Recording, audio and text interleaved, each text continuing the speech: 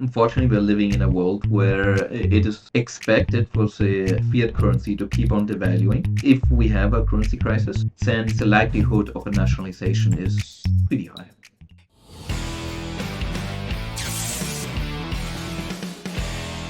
Hello again, everyone, and welcome to another edition of Silver Bullion Television, SBTV. I'm your host, Patrick Vieira, part of the outreach team of Silver Bullion, located in Singapore, where we want to help you truly secure your wealth. Gregor Gregersen, founder of Silver Bullion, the vault known as the Safe House, and the visionary of the Reserve, which, among other things, may just house the world's largest silver vault by capacity in the world. Gregor is here to give us an update on the reserve as well as views on the economy and, of course, gold and silver. It's time to saddle up and silver up with Silver Bullion founder Gregor Gregersen. Gregor, welcome back to SBTV. How are you doing? I'm doing great, Patrick. Thank you. Glad to have you back. Even though I see you just about every day, it's glad to glad to have you back on. Gregor, as a refresher, I want to start off with the reserve. Can you let us all know what it is and what updates you can share with us? Well, the reserve is a facility which we are building, which will be hosting the safe house, and we ran out of space with our old facility. So now we're building a bigger one. And it is due for completion. It's a bit delayed. It's due for completion in November timeframe now. So once it's done, it will give us a lot of capacity to essentially store a lot of silver and gold in it, as well as act as a wealth management center for other physical assets such as high-end watches and luxury items and other things like that.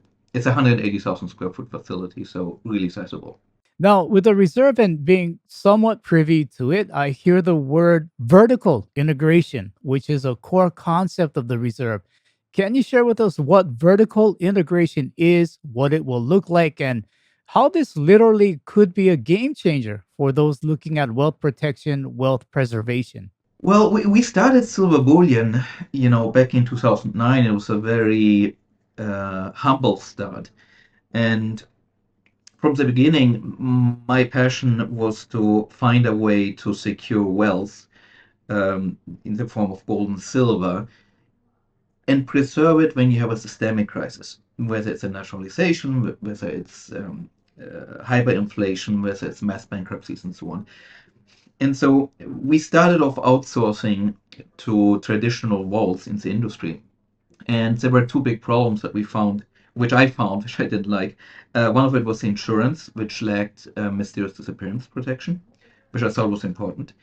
And the second one was that if, when it came to the force majeure clause in the contract, you had to sign something stating that if any government confiscates, nationalizes, seizes your bullion, you have to identify the vault operator. So I felt uncomfortable signing that, but I didn't have a choice because a globally operating vault is not going to change their policies because you don't like it. So it's a take it or leave it sort of thing. And we decided, okay, if we want to address this thing, we need to have our own vault. And that's how we ended up building the safe house. That was back in 2014. And when we started, it made sense to rent. And throughout the industry, it's normal to rent the place. But the problem with rental, as all tenants know, is that you have to pay a rent, and you have a landlord who, at some point, might decide to increase the rent or not renew or something like this, which means you're always beholden to a landlord, and you cannot really invest in the facility because you're renting it. So if you really want to build a vault with all bells and whistles and be able to do that, you have to own the property.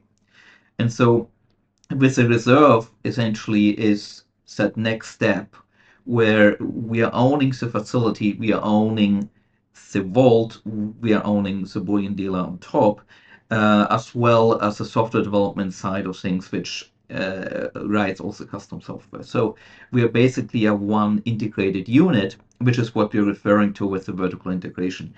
And what that means is that we can invest into the facilities, which usually it's not the case in this industry, and B, we are your only counterparty. So, as you know, in the US, oftentimes there's a saying, the buck stops with us. It starts and stops with us because we are not outsourcing to somebody else, and so we are not beholden to somebody else. We don't have the risk of doing that to somebody else, and at the same time we can give the fault of anything happening to somebody else because it's all in-house handled by us, and that gives me the confidence of building things the way I feel they should be built. The word de-dollarization is being heard more and more all over the world. In your words, can you tell us what de-dollarization is and what it means for the US dollar? De-dollarization is just people's desire to have options. um, a lot of people don't realize how powerful that the United States is right now as far as being able to tell every bank anywhere in the world what to do. It might be for an individual. It might also be for a country. For example, I mean, I remember in Germany, for example, Germany had was of the opinion, along with most of the EU, that the Iranian control about whether they can build nuclear weapons and so on. There's this program on how to control whether that's happening or not, right? But there was the opinion that it was a good thing to do. When Trump came back to power, he said, no, I don't think that's a good idea. And he put some embargoes for banks to do this. Now, all the German banks had to follow US rules because they don't want to end up being fined billions of dollars for contravening a US mandate or embargo.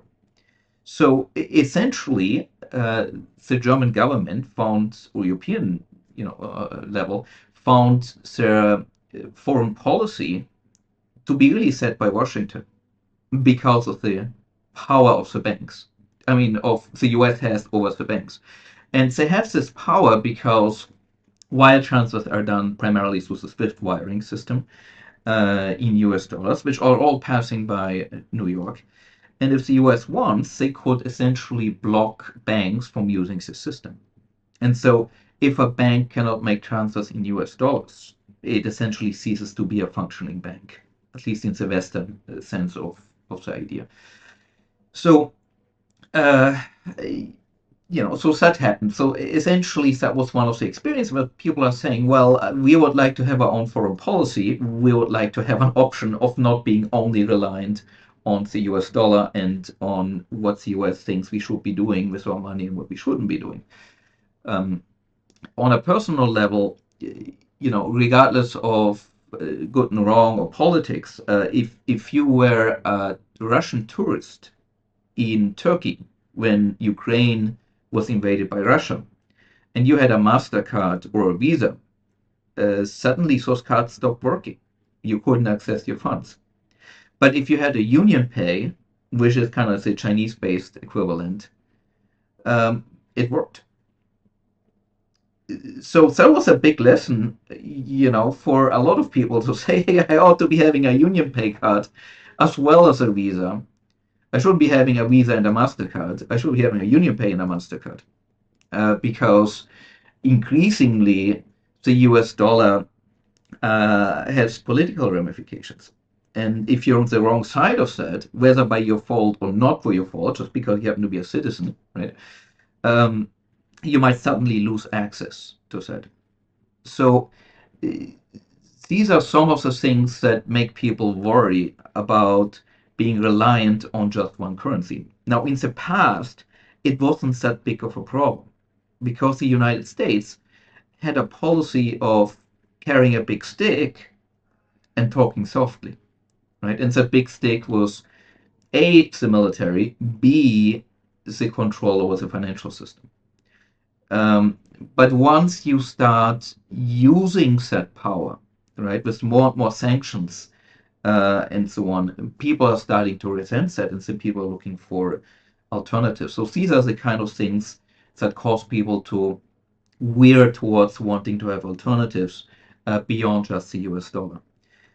So this trend has been going on for many, many years. I mean, Union Pay, I remember, I think 6, 7 years ago, I realized Union Pay had something like 180,000 ATMs across the world. And right now, Union Pay, I think, is the second biggest credit card. So it's like first one is either Visa or Mastercard, second one is Union Pay, essentially. So it has grown. It's been a process that's been going on for a long, long time. It's just that the media now seem to have picked up on it and is talking a lot about it. Um, but it's something real. It's not something that's going to change anything overnight, but I think it's something unstoppable. And what it will end up causing is countries to essentially go to a world where, in some ways, you have more choices. You have the US dollar, but you also have a different system. Just like you have Visa or you get Union Pay. And so overall, I think it's an inevitable sort of direction we're heading towards. And I don't think anything drastic will happen short term, but it is something that will continue to happen. If you're enjoying this interview with Gregor, Gregersen, and I, please consider subscribing to our YouTube channel. And if you would like to learn more about systemic wealth protection, please do visit us at www.silverbullion.com.sg. Yeah, I completely agree. It is it's a direction we're headed towards. To add with what you said, I do remember when Trump had gone into a meeting with Xi Jinping, and right before that meeting started, Europe had gone ahead and completed a transaction with Iran using Instex, INSTEX, which is a European rival to the SWIFT system. And also, Indonesia is looking at not using Mastercard and Visa anymore. So yes, these things are definitely happening. Uh, Gregor, let's just say if you were a U.S. citizen though, and you're hearing this word de-dollarization, and you're seeing these things coming almost daily in the news, where countries are talking about de-dollarizing, what actions, if any, would you be taking? Well, I think de-dollarization affects people who hold US dollars. It doesn't just have to be US citizens. Um, Again, I don't think de-dollarization itself is going to be anything drastic, but I think it adds to other problems that I think most listeners are aware of, as far as the amount of debt the United States have been building up. Um, the amount of deficits, which once you add it year after year after year, the unfunded liabilities, which I believe I've heard that number is about 170 trillion now, which is many, many times more than the official debt. And you put this all together and you start to wonder, well, what is the US dollar? Or what's the value behind it? Because when you take something like physical gold and silver, uh, you have a certain reassurance that it's physical. There really isn't much behind there, and nobody can sort of create more out of nothing as quickly. Um, it's the problem with the fiat currency, not just the US dollar, but other currencies throughout history, whether it's the euros, the yen, and so on, is that say it kind of goes in phases, right? A country becomes strong. Um, After a while, it kind of becomes easy to just take on more debt because it's so easy. Everybody trusts you, so debt becomes easier to take. Maybe at the beginning use it for practical investments and good purposes, but then eventually, you start hearing Keynesian economics telling you it's good to spend more than you have. It helps the economy. You ought to be doing it. And if you're a politician, well, you love to hear that, right? So now you're got a free hand on just spending as much as you can. And all of a sudden, people aren't even ashamed anymore of spending money we don't have. It's like, oh no, that's what we ought to be doing.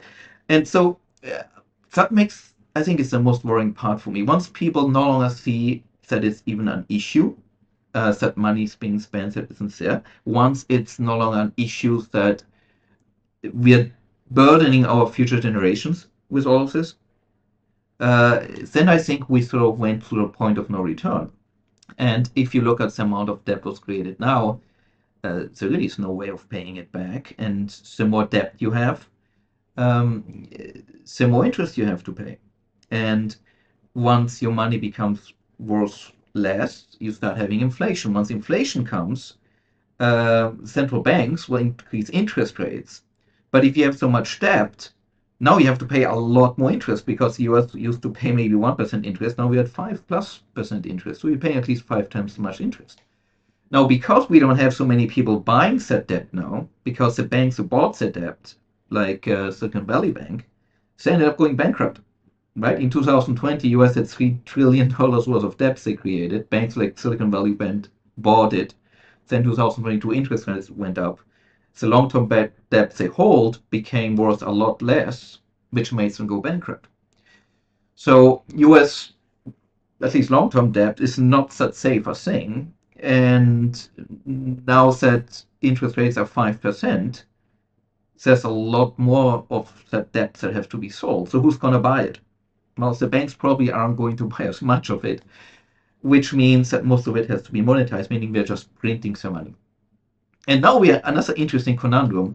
If the Federal Reserve is increasing interest rates in order to reduce inflation, uh, but that causes the US government to have to pay a lot more interest, which it finances by printing more money, that's inflationary as well. So you can just see the kind of conundrums we've came into. And these are all conundrums because for 40 years, ultimately, not just the US, Europe, I mean, Japan, right? Japan is the most indebted country of all. Uh, we've been printing money which we don't have, which we've been burdening into future generations. And we've been getting away with it for a long time. And what's the real danger is de-dollarization is just one part of this, which is like an additional sort of point of it. But what's the real danger is that at some point, the accumulation of these things are going to lead to people to question,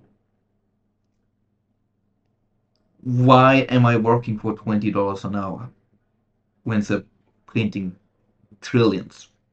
What's behind that money? And when people realize there's only trust behind it, nothing else, full faith and credit of the United States, or whichever country is doing it, maybe they would want to have $30 an hour instead of 20. And then inflation is going to go up more. And then somebody selling those goods, well, he might say, well, I've got a lot of people buying my goods, and the dollar seems to be becoming worthless. I'm going to increase the price preemptively. So instead of charging $5, I'm charging $7. And that's how hyperinflation starts. That's what happened in Weimar Republic in 1922 in Germany and so on. So at the end of the day, it's all psychology. That's really all it is. Um, Economics at this point comes down to psychology. As long as there's a trust in the US dollar, everything is going to be fine. Once that trust is lost, you're going to things can go down south very, very quickly. And that's really the danger that we should be facing ourselves. Mhm. When you look at the downfall of empires, they almost always have two things in common: an overexpansion in geography and an overexpansion in their money supply. Is this why the US is right now where it's at, and is there a chance for them to turn things around? Yeah, I mean, overextension of money supply, in many ways, it's devaluation, right? You look at the Roman Empire. There was less and less gold or less and less silver, in the coins. And so after a while, people stopped trusting it. Then you get all these issues associated with it. But I think, in many ways, I think the biggest problem is sort of self-made. Um, Turning things around. I mean, the US is still a very wealthy country, and it can, keep on growing and do things well. The question I think people oftentimes have is, are we going to be number one forever? And it comes back to down to this mentality, right? Do we need to be number one? Or is it okay if somebody else is number one, but we're going to be doing better as well? And everybody kind of does better. Um, so yeah, I think throughout history, and because of dynamics and these natural tendencies of societies to sort of have periods of growth where people are really working hard, um, and then reaping the benefits of that. As society is sort of slowing down, taking it easy, spending more than they have, and then things kind of slowing down. It's just natural for some countries to sort of grow faster than others, and somebody else might become number one. Um, the way I look at it, it's not that big a deal necessarily, or at least I would like to see it that way. So I don't think that it's ever too late to sort of turn things around, but it depends a little bit what you mean with turning around. Because I think we are on one planet. I hope we'll be going on other planets before long. Um, but it's not a zero-sum game. We can all sort of grow in it, and I'm hoping that that's going to be the direction things are going to be evolving. It's just at this point in time, that's not what's happening. We have a lot of internal division, especially in the US. We have more and more international conflicts, and we have all these financial problems. And you put all this together, and it just makes sense to take some of your wealth and opt out. Put it in physical gold and silver, and look at it as an insurance if things go bad. And that's the way I look at it. And then sort of wait and see what happens. At least you sort of have that part sort of addressed. That some of your wealth is going to be in these metals which don't have counterparty risk, hopefully don't have much jurisdictional risk, and are safe and well kept. You mentioned the word debasement, and I just want to touch on this. It is another reason that empires do fall, and of course, debasing its money to a point where it has no value except for trust or maybe decree. In 1933, we saw gold confiscation, and gold was never returned to circulating U.S. coinage. In 1964, the U.S. saw their last coins of silver minted, 90% silver. Now, today, we see the U.S. Congress moving forward a new bipartisan bill that would let the U.S. Mint alter the metal content of nickel and copper, these being the nickel and pennies. What does this say when, in order for a country to save money or the treasury to save money, it will remove the value of money that its people depend on and trust as a store of value? Oh, I think it's nothing new. I mean, it's been going on for a long time.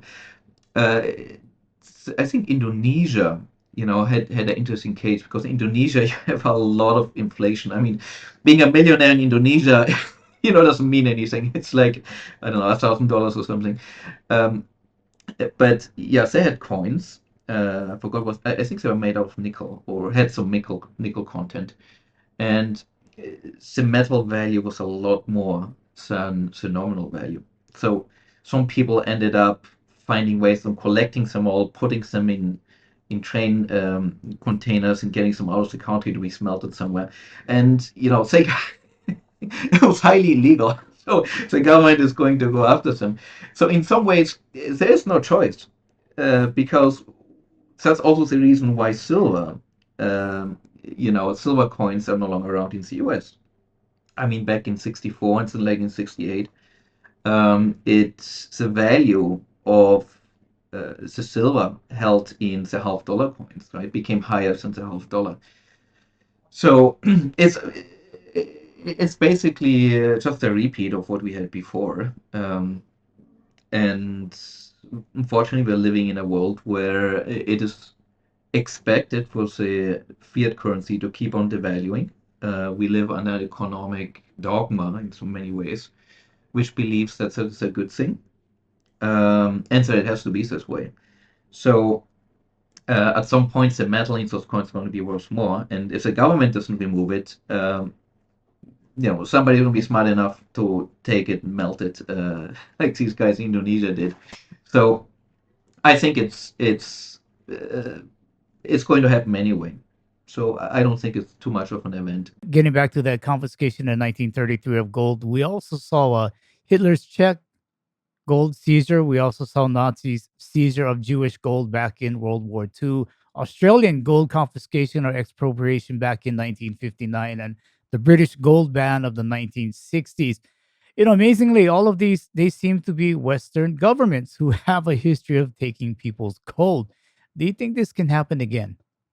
Um, I somewhat expect it to happen. I mean, um, if you have a currency that people don't believe in, and you have access to some things that people can trust to base a new currency out of, then I think just about any government will do that, because your currency is of fundamental importance to run a government. If you don't have the money to pay your army, your military, your police, your civil servants, then how are you going to get anything done, right? Society cannot function without a form of money that's accepted to everybody. And if the trust in the US is really falling, and you look at hyperinflation in Germany in the 1920s, at some point the Weimar Republic had to come up with a new currency backed by something that people call trust. And that new currency was actually collateralized with all the assets the government had, as well as gold, and then later became a new gold standard eventually. So I do believe that if we have a currency crisis, and I think there's a fair chance that at some point that will happen because of the way the election are going, then the likelihood of a nationalization is pretty high. Gregor, I want to close with a few questions about Singapore. You've been here closing in on some 20 years, I believe. What is it about Singapore you can tell people firsthand when it comes to why Singapore is considered a favorable jurisdiction? I spent about 12 years in California. I spent about 12 years in Italy. I spent about 8 years or so in Germany. Um, and I had a point in my life where I didn't really want to live in any of these places for various reasons. And I wanted to sort of go out and see what else was out in the world. And I did 2 trips around the world, looking at countries, seeing you know, what I thought was good. And I happened to come across Singapore. And there was this book from Lee Kuan Yew from from third world to first world. Lee Kuan Yew was the prime minister of Singapore, which is almost like an instruction manual on how to make a city state work. And I just felt a kinship. I just felt here was a country which is looking to do what's pragmatic. There wasn't an ideology. It wasn't about capitalism or communism or socialism or this or that. It was simply about what works for us for the long-term well-being of the country as a whole. And uh, I found that amazing because um, by 2005, 2006, which was the time when I did these travels, I sort of had grown pretty uh, jaded, because I felt that the politicians everywhere just seem to be doing what's best for the next election. They didn't seem to care about what's happening to the next generations. They didn't seem to paint a picture which will just cater to some special interest, and it all kind of seemed to uh, be heading towards the wall at some point. And here was a country where genuinely reading, through this book, Wise Laws, like I just sort of felt like I wanted to be in this country.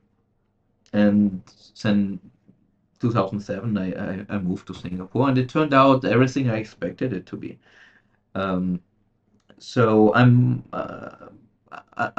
very happy here as a jurisdiction. It's a place where, from economic freedom, one of the beliefs in Singapore is that you ought to be free to make the most you can out of yourself. You have the freedom of prosperity. Um, so you have to work, but how to put it, you don't feel like the government is in your way. If you're going to Germany, the amount of uh,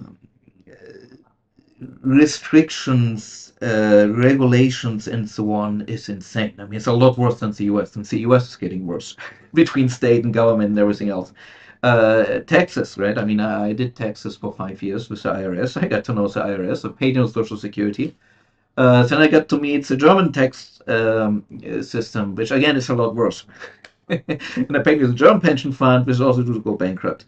Um, then I'm coming to Singapore, and literally, I'm at a stage right now where I have to do almost nothing on my taxes. It's all automated. I don't really go to a governmental place to get something done. Everything's online. Um, taxes are so low, it doesn't even make sense to try and avoid them. So there's no capital gain taxes here. There's no interest taxes, and yet the government is doing very, very well. Governmental ministries have the budget cut every year, not increased. That extra money goes in a common tub for them to try and get it back out by doing some sort of improvement. Become more customer friendly, have more efficiencies, have something else. So once you get used to it here, it's really hard to go back to, say, a place like Germany, where you just feel you're in medieval ages. So um, I think the best way for people is to just come here and sort of, see a little bit how it is, how this country managed to kind of get almost everything right, um, and for it to prosper in this way. Second best thing is this book I mentioned, From Third World to First World. It's a fascinating book. There's so many things in there which we could be doing in other countries, which could really improve government. Um, so I feel I feel Singapore is the right place essentially for me to be here. I feel it's the best place to store wealth, um, at least for the next generation or two, uh, and sort of let such storms that's going to hit us sort of blow over, um, and then see what to do afterwards. Gregor, with the realization that Asia is on the rise, where do you see Singapore fitting in Asia as it continues forward? Meaning, we have the powerhouses of East Asia, Japan, the Koreas, China, Hong Kong, Taiwan, and such. And geographically, ASEAN, or the Association of Southeast Asian Nations, is next. Is the diversity that Singapore offers, perhaps the rule of law, maybe more than some places in East Asia, its strength? Or what does Singapore do that makes it able to compete with the East Asian giants? Uh, I think the most important thing for Singapore, which the Prime Minister also kept on repeating, is confidence. Meaning that Singapore is a place between East and West. Um, it's a very Western country. English is a national language. At the same time, we have quite, I think about two-thirds of the population is ethnic Chinese. So there's quite a bit of Mandarin there as well, which is one of the four official languages. So English is a common language. Then we have Mandarin, we have Tamil, which is an Indian dialect, and then we have Malaysian. So we have seven official religions. We about a quarter of the population are foreigners. A lot of people from Europe, for example. Um, Singapore used to be a British colony, so it's really a East meet West sort of place where everything works.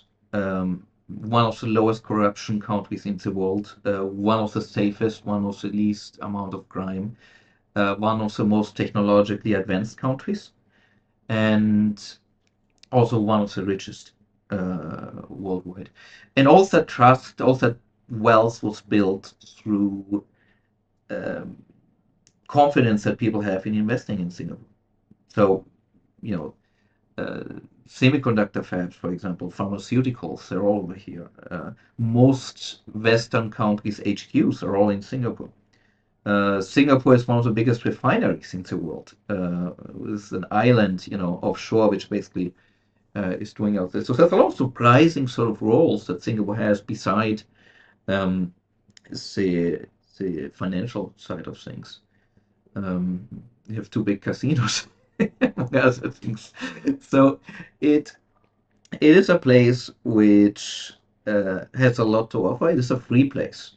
People always talk about chewing gum and saying you cannot chew chewing gum, and therefore Singapore is like a prison where people get run over by tanks or something.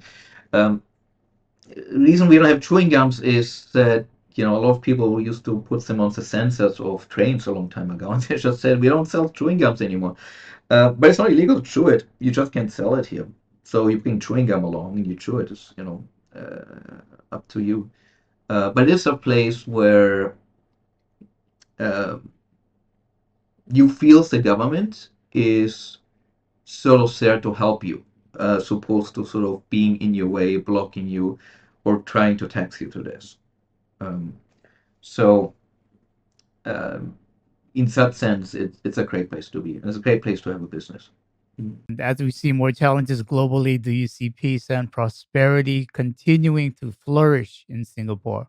I think so. I mean, the government will always tell you the things they're worried about. And, Singapore is dependent on trade. And so, as we are sort of going towards more and more beggar neighbor sort of policies, some of that might be reducing, but they have so many different connections anywhere. And if anything, I think Singapore has proven to be very, very resilient. Um, I think they ended up being the winner between Hong Kong and Singapore. There always used to be two, countries sort of competing against each other. And I think, at least from a Western perspective, Singapore, that's where the wealth is now going. It's leaving Hong Kong, it's going to Singapore. And I think in a world which is becoming more bipolar, where you have sort of the US versus say China or something like this, Singapore will always be one country which will be neutral. So will, and that is actually a governmental policy which is very very important to them, to keep that neutrality. And as long as you're neutral, I think Singapore will continue to perform an important function for everybody out there. All right, Gregor Gregersen, before we wrap up, can you tell us anything else about silver bullion in Singapore that the good people should know about? We are working hard on building the reserve.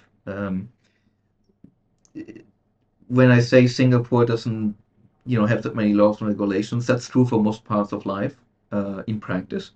But when it comes to construction, it's crazy. I mean, we've got 11 governmental agencies we have to submit things with, and um, going through certain post-COVID construction has gotten more difficult because of shortages of labor and so on. So we're sort of working through all of that. That's where we had a delay of the reserve, but we managed to sort of handle these things, and now it's really about looking forward to things moving pretty quickly. All right, Gregor Gregersen, we thank you for your time, and I hope we can do this again soon to get more of your views and updates with silver bullion and, of course, the reserve. Sounds good. That was Gregor Gregersen, founder of Silver Bullion, sharing his views on the economy, de-dollarization, and gold and silver. To learn more about silver bullion and how to truly secure your wealth, please do visit www.silverbullion.com.sg. If you like this video, please do subscribe, hit the bell to be notified on updates, and give us a thumbs up. These do greatly help us out a lot, and we do appreciate them. Audio-only versions of this interview can be found on iTunes and Spotify.